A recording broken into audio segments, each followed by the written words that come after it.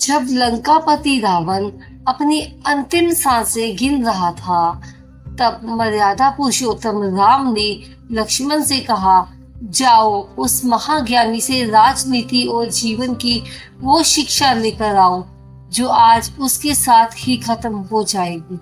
लेकिन क्या आप जानते हैं कि जब लक्ष्मण रावण के सिर के पास जाकर खड़े हुए तो रावण ने एक शब्द भी नहीं कहा।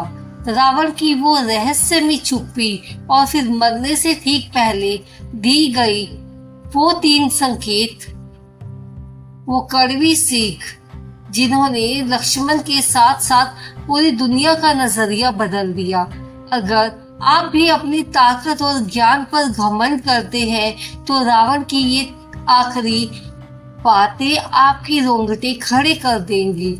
जानिए इस वीडियो में कि आखिर एक मरते हुए शत्रु ने लक्ष्मण को जीवन का सबसे बड़ा सच कैसे समझाया। इस वीडियो को अंत तक जरूर सुनिए, क्योंकि आखिरी सीख आपकी सोच ही नहीं, आपकी पूरी जिंदगी बदल सकती है। प्रिय भक्तों, लंका का महान युद्ध अपने अंतिम चरण में पहुंच चुका था। आकाश में धूल थी, धरती पर रक्त था और चारों ओर युद्ध की गर्जना धीरे धीरे शांत हो रही थी। भगवान श्री राम का ब्रह्मास्त्र रावण के हृदय को भेद चुका था। वह रावण जिसने देवताओं को भयभीत किया, जिसने अपनी शक्ति से 3 लोकों में अपना नाम स्थापित किया, वही आज धरती पर पड़ा अंतिम सांसें गिन रहा था। लंका की स्वर्णिम नगरी मौन हो चुकी थी। मंदोदरी रो रही थी। राक्षस सेना भय और शोक में डूबी थी और वानर सेना विजय के उल्लास में थी। लेकिन श्री राम के चेहरे पर अहंकार नहीं था, वहाँ केवल शांति थी, क्योंकि वे जानते थे यह केवल एक शत्रु की हार नहीं, यह धर्म और अधर्म के बीच का निर्णय था। रावण केवल राक्षस नहीं था, वह एक महान पंडित, शिव भक्त, संगीत, ज्योतिषी और वेदों का ज्ञाता था। उसकी हार उसकी शक्ति से नहीं, उसके अहंकार से हुई थी, और यही कारण था कि मरते समय भी उसके पास ऐसा ज्ञान था जिसे संसार सीख सकता था। जिस रावण ने माता सीता का हरण किया, जिसने धर्म को चुनौती दी, जिसने मर्यादा का अपमान किया, उससे घृणा होना स्वाभाविक था। लक्ष्मण के लिए रावण केवल शत्रु नहीं था, वह अधर्म का प्रतीक। लेकिन तभी श्री राम ने शांत स्वर में कहा, लक्ष्मण, रावण केवल राक्षस राजा नहीं, वह एक महान विद्वान भी है। उसने वेद, शास्त्र, ज्योतिष, राजनीति और जीवन का गहरा ज्ञान प्राप्त किया है। उसकी मृत्यु निकट है, जाओ उसे जीवन का ज्ञान लेकर आओ। यह सुनते ही लक्ष्मण चौंक गए। उन्होंने सोचा, प्रभु, जिसने हमें पराजित किया, जिससे हमने इतना संघर्ष किया, उससे ज्ञान लेने की क्या आवश्यकता है। लेकिन यही श्री राम की दृष्टि थी। वे व्यक्ति के दोष और उसके ज्ञान को अलग अलग देख सकते थे। वे जानते थे कि अधर्म के कारण रावण गलत था, लेकिन उसका ज्ञान फिर भी मूल्यवान था। यही श्री राम का पहला महान संदेश है। ज्ञान का सम्मान करो, चाहे वह शत्रु के पास क्यों ना हो। आज के जीवन में भी हम यही गलती करते हैं। अगर कोई व्यक्ति हमें पसंद नहीं तो हम उसकी सही बात भी स्वीकार नहीं करते। हम व्यक्ति को देखकर सत्य को ठुकरा देते हैं। लेकिन श्री राम सिखाते हैं, सत्य सत्य होता है, चाहे वह किसी के मुख से भी निकले। लक्ष्मण ने आज्ञा मानी, लेकिन उनके भीतर अभी भी योद्धा का अहंकार जीवित था। लक्ष्मण तेज कदमों से रावण के पास पहुंचे। रावण धरती पर खड़ा था। उसका शरीर घायल था, लेकिन उसके चेहरे पर अभी भी एक अजीब सी गंभीरता थी। वह हार चुका था, फिर भी उसका तेज समाप्त नहीं हुआ था। लक्ष्मण उसके सिर के पास खड़े हो गए। उनकी आवाज में अभी भी कठोरता थी। तो रावण, अगर तुम्हारे पास कोई ज्ञान है तो कहो। लेकिन रावण मौन रहा। उसने आंखें भी नहीं खोली। कुछ पल बीते, फिर भी कोई उत्तर नहीं आया। लक्ष्मण को क्रोध आ गया। यह मरते समय भी अहंकारी है। वे वापस श्री राम के पास लौटे और बोले, प्रभु उसने कुछ कहा ही नहीं, वह अब भी अपने अहंकार में डूबा है। श्री राम हल्के से मुस्कुराए। उन्होंने कहा, लक्ष्मण तुम ज्ञान लेने गए थे या आदेश देने? लक्ष्मण चुप हो गए। श्री राम आगे बोले, जब किसी से ज्ञान लेना हो तो उसके सिर के पास नहीं, उसके चरणों में खड़ा हुआ जाता है। गुरु चाहे शत्रु ही क्यों ना हो, उसके पास विनम्रता से जाना चाहिए। यह सुनते ही लक्ष्मण को अपनी भूल समझ आ गई। यह केवल लक्ष्मण की गलती नहीं थी, यह हर इंसान की गलती है। हम ज्ञान चाहते हैं लेकिन झुकना नहीं चाहते। हम सीखना चाहते हैं लेकिन अहंकार छोड़ना नहीं चाहते। यही कारण है कि बहुत लोग पढ़े लिखे होकर भी ज्ञानी नहीं बनते। ज्ञान का पहला द्वार है विनम्रता। अगर पात्र खाली नहीं होगा तो उसमें नया ज्ञान कैसे भरेगा? लक्ष्मण ने सिर झुका लिया और इस बार वे केवल योद्धा नहीं, एक शिष्य बनकर लौटे। इस बार लक्ष्मण रावण के चरणों के पास खड़े हुए, हाथ जोड़कर विनम्र स्वर में बोले, लंकेश, कृपया मुझे जीवन का वह ज्ञान दीजिए जो मेरे लिए उपयोगी हो। अब रावण ने धीरे धीरे अपनी आंखें खोली। उनकी सांसें धीमी थी लेकिन शब्द गहरे थे। उसने कहा, लक्ष्मण, मेरी पहली और सबसे बड़ी सीख, शुभ कार्य को कभी मत टालना। लक्ष्मण ध्यान से सुनने लगे। रावण बोला, मैंने सोचा था मैं स्वर्ग तक सीढ़ी बनाऊंगा ताकि हर प्राणी बिना कष्ट वहां पहुंच सके।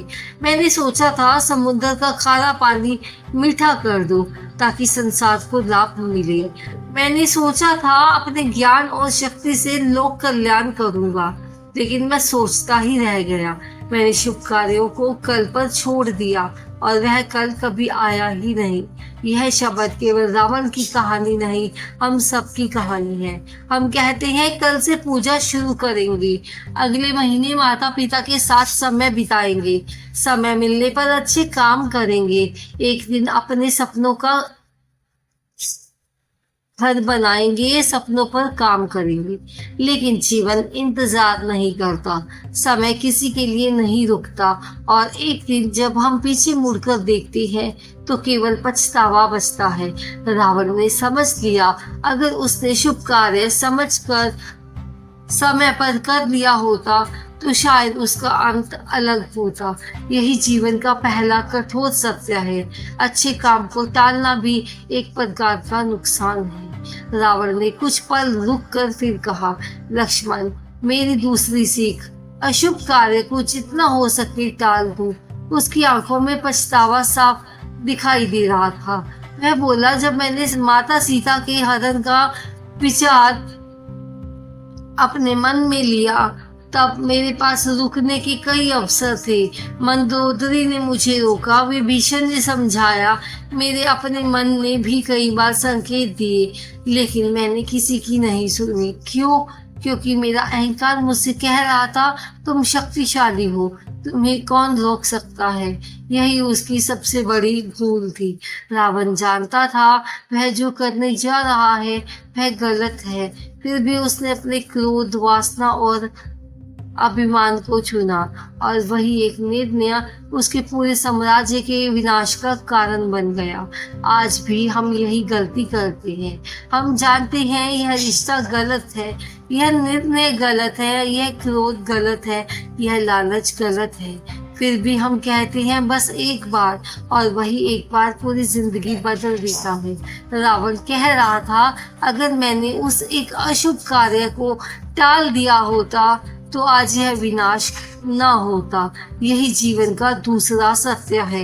एक गलत निर्णय वर्षों की कमाई हुई प्रतिष्ठा को मिटा सकता है। इसीलिए शुभ कार्य तुरंत मत करो, अशुभ काम को जितना हो सके टाल दो। रावण ने कहा, मेरी तीसरी और गहरी सीख, अपने जीवन के रहस्य किसी को मत बताओ। रावण अपार शक्तिशाली था, लेकिन उसकी मृत्यु का रहस्य उसकी नाभि में छिपा था। यही उसकी सबसे बड़ी कमजोरी थी। और जब यह रहस्य शत्रु तक पहुंचा तब उसका अंत निश्चित हो गया। यह केवल युद्ध की बात नहीं, आज के जीवन में भी यही सत्य है। हर इंसान के पास कुछ योजनाएं, कुछ कमजोरियां, कुछ सपने और कुछ घाव होते हैं। हर किसी पर विश्वास करके सब कुछ बता देना कई बार स्वयं के विनाश का कारण बन जाता है। विश्वास जरूरी है, लेकिन विवेक उससे भी अधिक जरूरी है। रावण ने अपनी अंतिम सांसों में यह स्वीकार किया, जिसे मैंने सुरक्षित रखा वही अंत में मेरी हार का कारण बना। लोग कहते हैं रावण को राम ने हराया, लेकिन सच्चाई इससे भी गहरी है। रावण की सबसे बड़ी हार श्री राम से नहीं, उसके अपने अहंकार से हुई। वह इतना विद्वान था कि देवता भी उससे डरते थे, इतना शक्तिशाली कि इंद्रासन तक हिल गया, इतना तपस्वी कि स्वयं शिव प्रसन्न हुए, फिर भी हार गया। क्यों? क्योंकि ज्ञान बिना विनम्रता विनाश बन जाता है, शक्ति बिना धर्म के अत्याचार बन जाती है और सफलता बिना संयम के पतन का कारण बनती है। रावण के पास सब कुछ था, बस स्वयं पर विजय नहीं थी। यही कारण है कि श्री राम केवल विजेता नहीं बने, वे मर्यादा पुरुषोत्तम बने, क्योंकि उन्होंने पहले स्वयं को जीता। बहुत लोग सोचते हैं यह केवल रामायण की कहानी है, लेकिन सच यह है कि रावण आज भी हमारे भीतर जीवित है। जब हम सही काम को टालते हैं, जब हम गलत काम जानते हुए भी करते हैं, जब हम अहंकार में अपनी बात की नहीं सुनते, जब हम क्रोध में निर्णय लेते हैं, जब हम ईगो को ट्रुथ से बड़ा मान लेते हैं, जब हमारे भीतर का रावण जाग जाता है और जब हम विनम्र होते हैं, जब हम सही समय पर सही निर्णय लेते हैं, जब हम धर्म को ईगो से ऊपर रखते हैं, और तब हमारे भीतर का राम प्रकट होता है। यही रामायण का सबसे बड़ा रहस्य है। युद्ध बाहर नहीं, भीतर चलता है। हर दिन हमें तय करना होता है, हम राम को चुनेंगे या रावण को। रावण मर गया, लेकिन उसकी सीख अमर हो गई, और शायद यही सबसे बड़ी विरासत है।